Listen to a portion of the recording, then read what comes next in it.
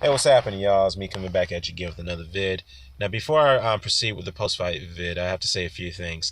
I gotta give a shout out to MBT Boxing. MBT Boxing. I'm gonna leave a link to his channel so you guys can take a look at his take a look at it, share, subscribe his content. He's got some good stuff over there. I gotta say what's up to him over there in Australia. So, yeah. um, Another thing I wanted to say is that, this is something I have to speak on too, because I know this is primarily a boxing channel. But sometimes if there's a big social issue that's going on in the country that I live in the United States, I'm going to have to say something about it. I know that I've seen some other guys have done it, like Fight Critic and Dilltown, Ticket TV. He always talks about social issues and so forth. And D-Style's been doing it for a while. And Boxing Beats and Rhymes over there in the UK. Um, as you guys are made aware, if you guys do follow politics, if you do follow the main aspects of politics, which is social issues, social economic issues, I should say, or other things that may affect you, as far as do you believe in church and state should be separated between the what I mean by that, you have the government, which is state, and then you have church, which is religion. Should that be separated? Most people believe it does, but it's gotten to a point now that church and state is so correlated to the point that it's a very dangerous environment, in my opinion, to correlate the two. I think it should be separated, but needless to say, I think it played a part to why Donald Trump, the incumbent president of the United States, in 1 week has already caused havoc with his relentless signing of executive orders without even reviewing them, in my opinion. I don't think he's doing that because, according to several sources, insiders are saying that Donald Trump does not like to read long documents. Okay? He's like a child. If you're talking to him, you try to brief him or debrief him on something, it's like speaking to a child because he doesn't quite get it. In fact, something had leaked out that where if he's having a meeting with his staff or with the Joint Chiefs, I believe, he'll just step out of the meeting and say, "Hey, I gotta take this phone call. This is the producers from MSNBC from Joe Scarborough." I mean, wow. Okay, and anyhow, I'm getting off. I'm getting thrown off here a little bit. He had signed an executive order to put a ban on Muslims to enter the United States, okay? This applies to Muslims who've already had dual citizenship between here and their native countries, like Yemen, what else? Yemen, Turkey, Libya, what was the other countries? Iraq, Iran. I think Pakistan was on that list too. Yes, and Pakistan was on that list. Okay, I believe. Whatnot. But coincidentally, he did not put a ban on India, Saudi Arabia, what else? The United Arab Emirates, and Egypt. And the reason why he didn't put them on the ban list is because he does have businesses invested into those countries. He's receiving foreign payments for those countries. So, what does that tell you? Okay, not a laughing matter, but the deplorable thing about this is that these people who are put on the ban list were being held at customs in the U.S. airports here in this country, and they were being held at customs in their native country, denied entry back into it when they worked hard to gain citizenship. And this also applied to refugees from Syria. I forgot to mention Syria was put on the ban list too, I believe. Yeah, well, Syria, I don't think if Pakistan was on the ban list. I have to check and see. But if Pakistan was not on the ban list, then that's being hypocritical on the Trump administration to do that, or Trump himself, because Pakistan and Saudi Arabia is a harboring state of terrorism, okay, of terrorists. That's where ISIS has been originated from, Saudi Arabia, okay? So, again, if you put two and two together, the reason why they weren't put on the ban list is because Trump is invested into those countries privately with his businesses. All right. And they're saying that this is the best way to combat terrorism, which I believe is bullshit. It's more to it than I think it is. Okay? But needless to say, it sparked a major, major protest across the United States with all the airports, particularly at the JFK airport, where Nydia Velasquez, the congresswoman from New York, had stood there and spoke in front of the people, which is the right thing to do. And thank God for the ACLU, who brought the lawsuit against Trump's ban on an executive order of Muslims and refugees being entering to the country. The federal court judge had dismissed the they didn't dismiss the lawsuit. They've upheld the lawsuit and ruled that Trump's executive order to ban Muslims in the United States is not only the violation of the Constitution, but is also in violation of the Geneva Conventions, which was ratified by the members of the United Nations after World War II. Given the fact the Japanese have tortured and maimed and killed U.S. soldiers during that time of war, which was a war crime. But needless to say, thank God that the ACLU and the federal judge have shut down Trump's ban on the refugees and Muslims coming into this country, which is a temporary ban. So we have to see, what other measures what other procedures they have to go through to make sure this is a permanent ban, which I think it will be a permanent ban, but we'll see from there. And shout out to Fight Critic, because I also learned this also that Trump also made another disastrous move. He removed the director of national intelligence and the CIA from the Homeland Security Committee and replaced him with Steve Bannon.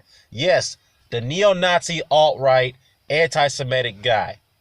A racist Steve Bannon, okay? The editor-at-large at Breitbart, the former editor-at-large at Breitbart, who's the senior White House advisor, okay?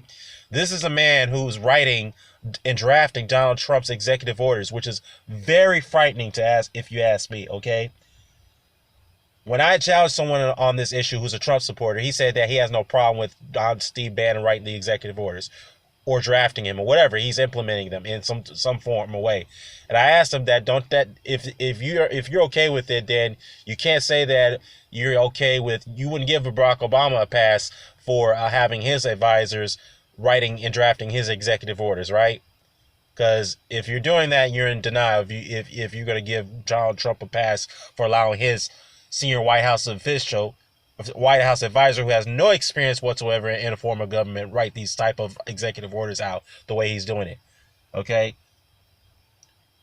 But anyways, I had to say my piece about that. Of course, we can all agree and disagree on this, because politics and discussing social issues pertaining to politics is a very sensitive area, but we can all agree and disagree in that area. But let me get on to this post-fight here, the video between Leo Santa Cruz versus Carl Frampton, the rematch.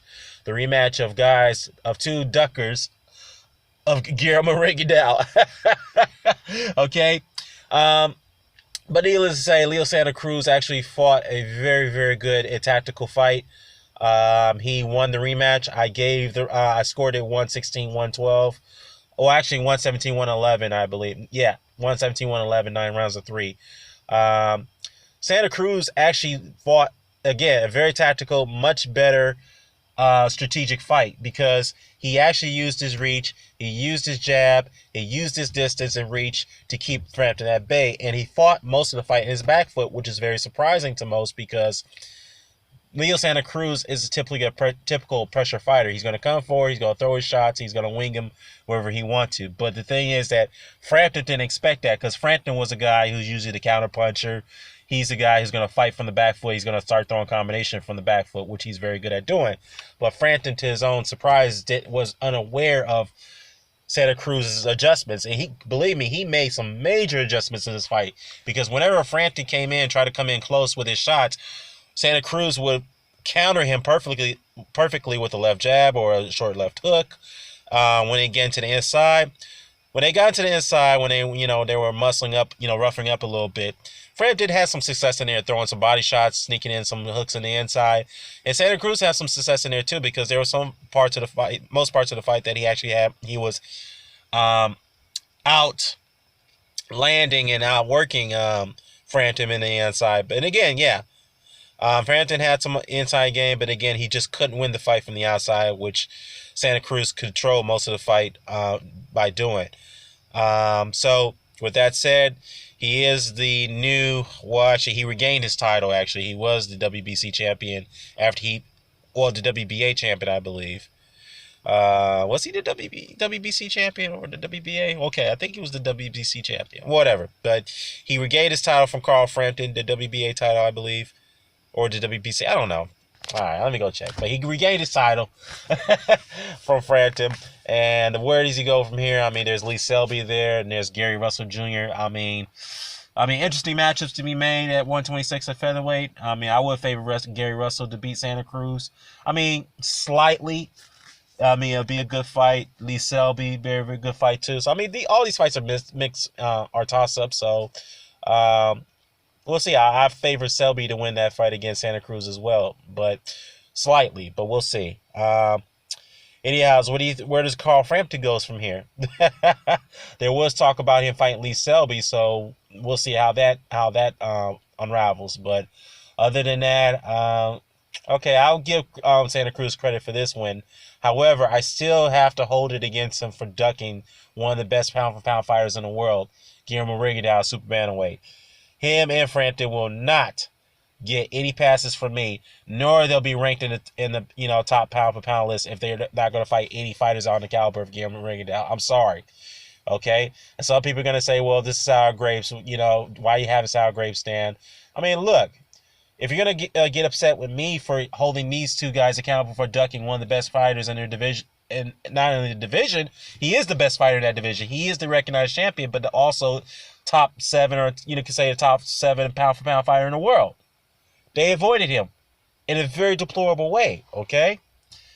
So, if you're going to get on me for getting on them for doing that, but you're being a hypocrite because you accuse other fighters for doing the same thing.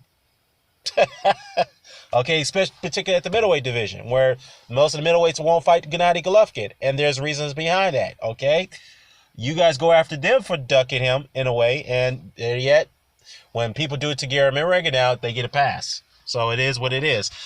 Needless to say, though, now that Carl Frampton had lost his fight, I think this will remove him from the top 10 pound-for-pound rankings. Now I think Nanoe Anani, who's the monster they call him at super flyweight, I think he should be moved into the top 10 now, given that Carl Frampton had lost. That's just my opinion on it because, again, the top 10 pound-for-pound rankings list is very subjective. So, I mean, there's many fighters you could put in there. There's some fighters you could take off, but definitely taking off Carl Frampton.